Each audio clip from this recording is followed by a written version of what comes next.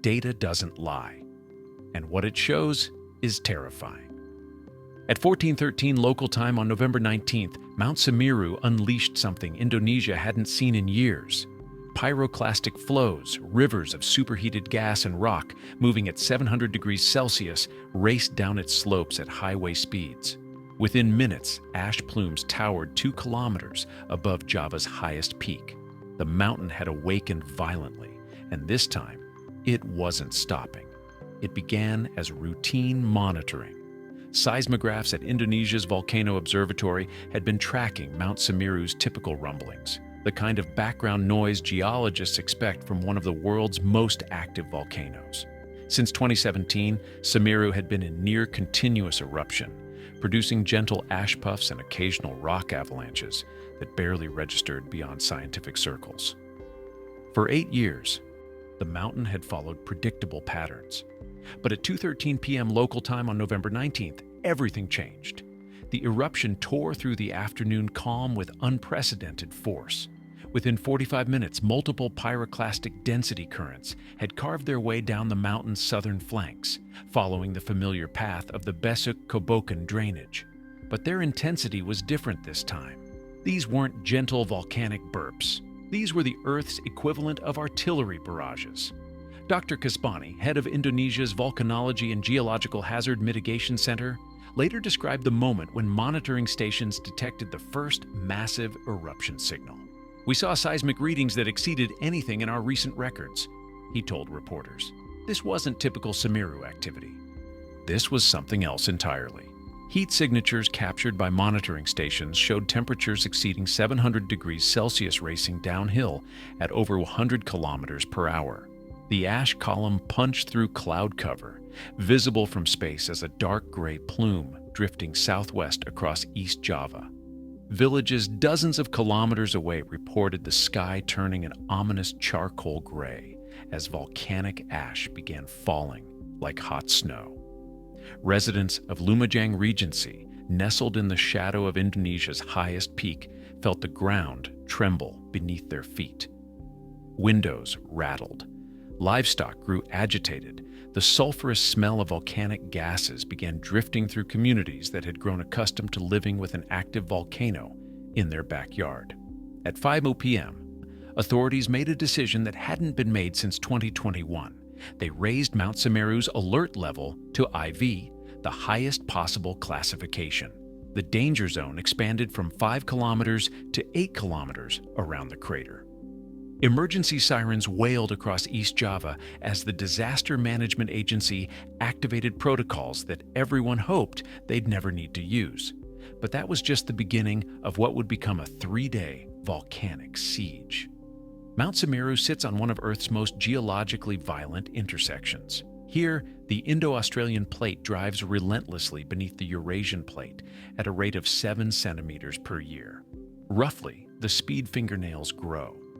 This collision doesn't just move mountains, it melts them.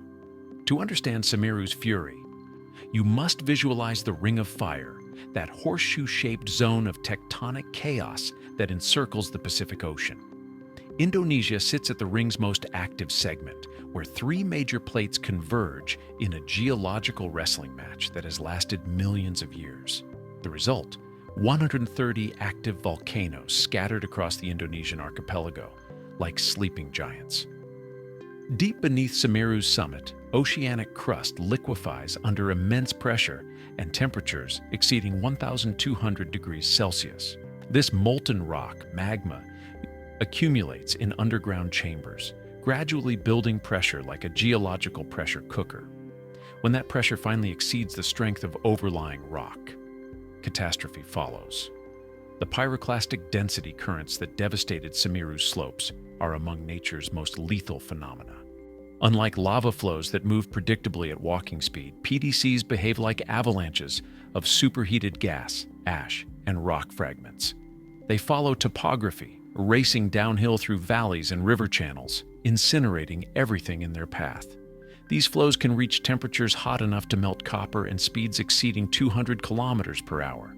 They incinerate forests, vaporize rivers, and turn human settlements into moonscapes. The ancient Roman city of Pompeii was destroyed by identical phenomena when Mount Vesuvius erupted in 79 AD.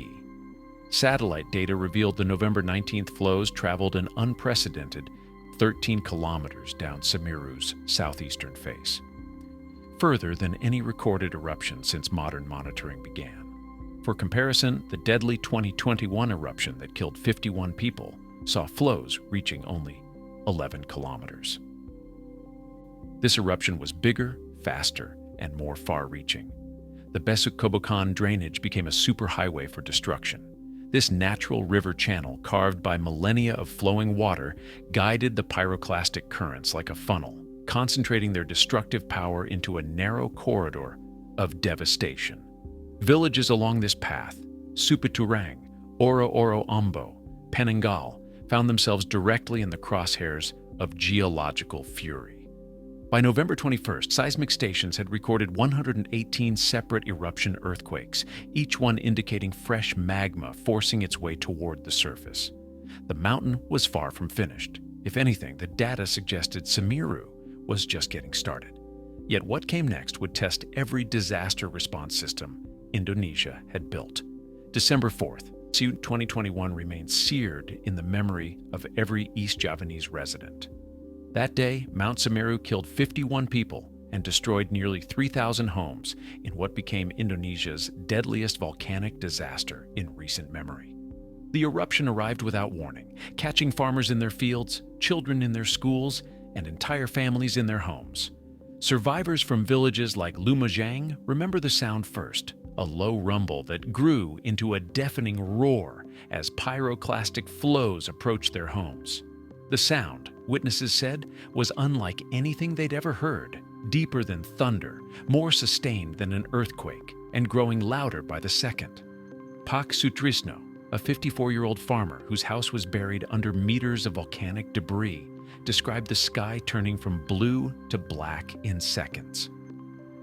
The air became so hot you couldn't breathe, he told local media months after the disaster. People were running, but there was nowhere to run to. The flows moved faster than motorcycles. His neighbor Ibu Sari lost everything that day: her home, her small warung, food stall, and nearly her life. She survived by hiding in a concrete irrigation channel as pyroclastic flows roared overhead. The heat was so intense, it felt like being inside an oven, she recalled. I thought I was going to die. I thought we all were.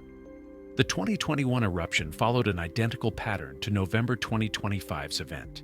PDCs racing down the Besuk-Kobokan drainage, ash clouds blanketing entire districts, and authorities scrambling to evacuate thousands from harm's way.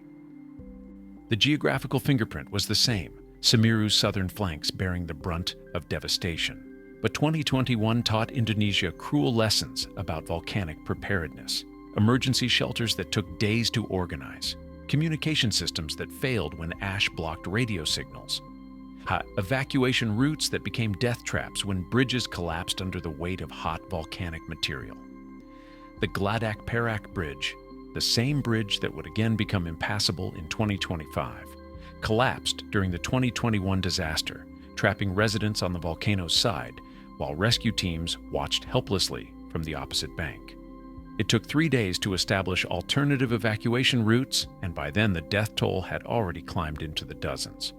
Dr. Eko Budi Lelono, a volcanologist at Gadjah Mada University who studied both eruptions, noted the disturbing parallels. The 2025 eruption is following the exact same script as 2021, he observed. Same drainage pattern, same affected villages, same infrastructure vulnerabilities. It's as if the mountain is teaching us the same lesson twice.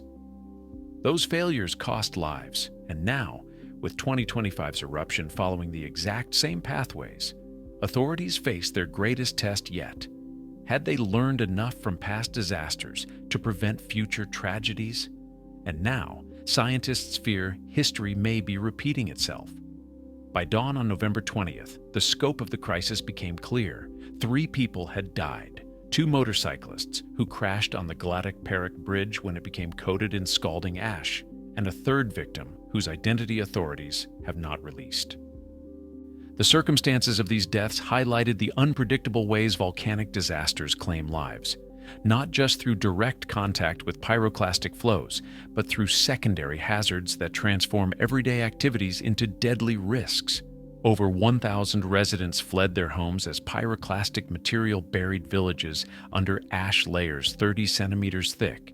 In Supatarang village, the ashfall was so heavy it collapsed roofs and made breathing dangerous for anyone caught outside. The sulfur-laden air became unbreathable, forcing residents to cover their faces with wet cloth as they evacuated. Emergency responders described scenes of eerie devastation. Trees along major roads were stripped of leaves and coated in gray ash. The normally bustling villages fell silent, except for the occasional rumble from Semeru's summit. Streetlights operated in broad daylight as thick ash clouds blocked the sun. The national road connecting East Java to Malang, a critical transportation artery carrying thousands of vehicles daily, closed indefinitely. The closure didn't just affect local traffic, it disrupted supply chains connecting major Indonesian cities, demonstrating how a localized volcanic eruption could trigger economic ripples across the entire region. But perhaps most dramatically, 178 people found themselves trapped on Semeru's northern slopes. Among them, 137 climbers, 15 porters, 7 guides, and 6 tourism officials who had been ascending toward the summit when the eruption began.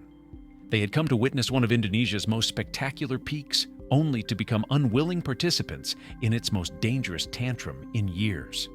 For nearly 24 hours, these climbers huddled in emergency shelters while rescue teams plotted extraction routes through landscapes now buried under fresh volcanic material. The irony wasn't lost on observers. Mount Semeru's beauty, which drew thousands of climbers annually, had transformed into a death trap in a matter of hours. The rescue operation itself became a testament to Indonesian emergency preparedness.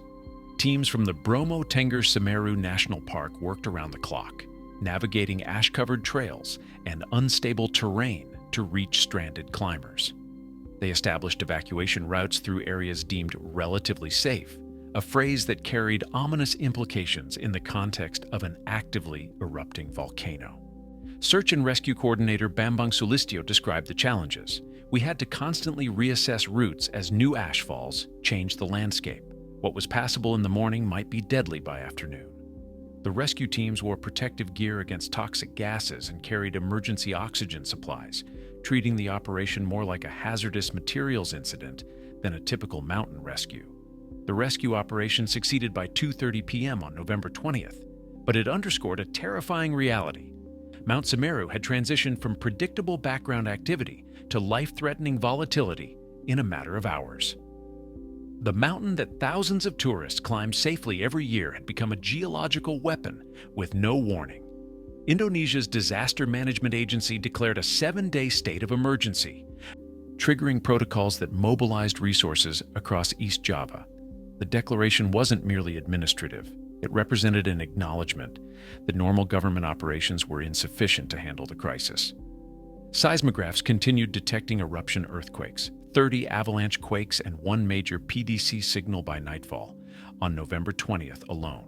Each tremor represented another surge of magma forcing its way toward the surface, another potential catastrophe in the making.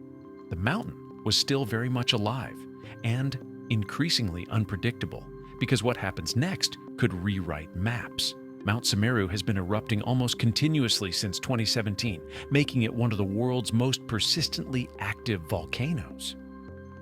But this latest event represents something different.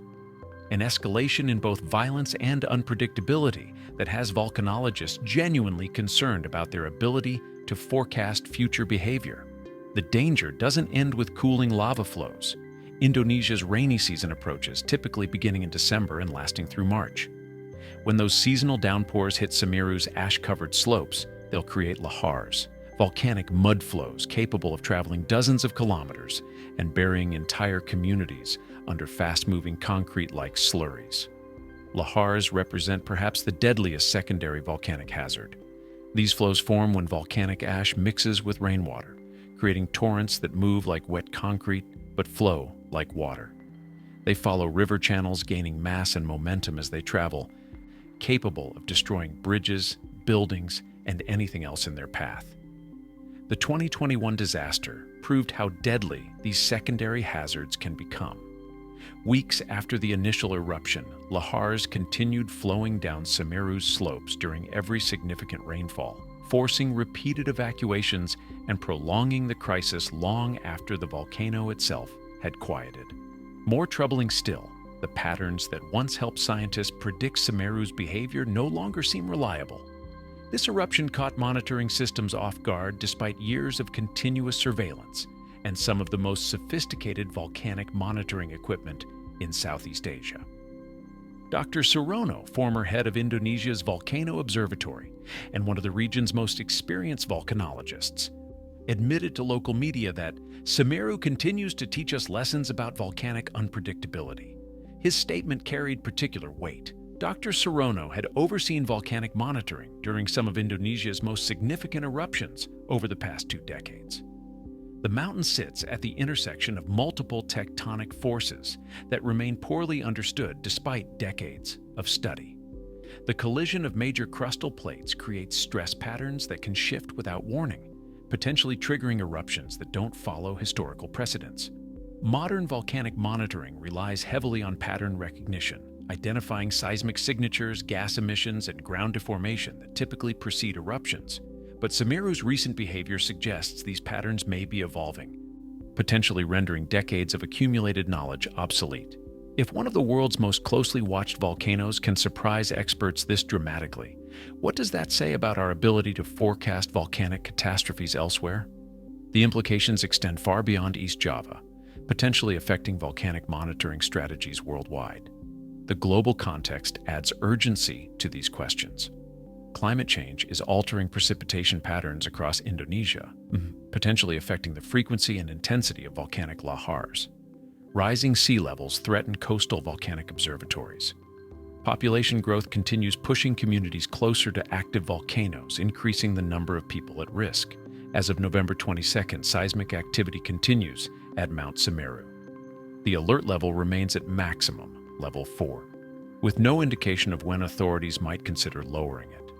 Over 950 people remain in emergency shelters, uncertain when or if they'll return home.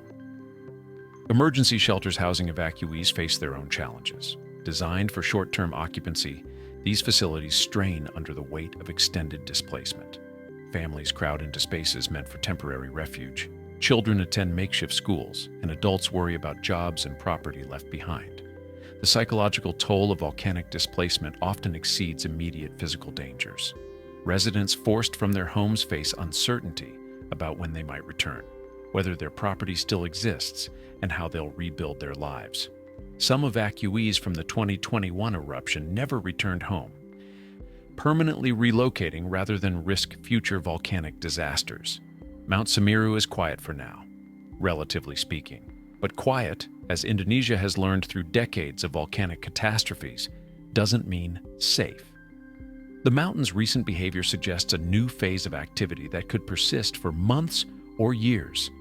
Volcanic scientists continue round-the-clock monitoring, analyzing seismic data, gas emissions, and satellite imagery for clues about future behavior. But their instruments can only measure what's happening now. They cannot peer into the future with certainty. The broader lesson extends beyond volcanology into humanity's relationship with natural hazards. Indonesia's 270 million people live alongside some of Earth's most powerful geological forces, accepting calculated risks in exchange for fertile soils, mineral resources, and the simple reality that this is home. Mount Semeru will erupt again. The only questions are when, how violently, and whether humanity will be ready. Stay informed, stay prepared, and keep watching the Earth.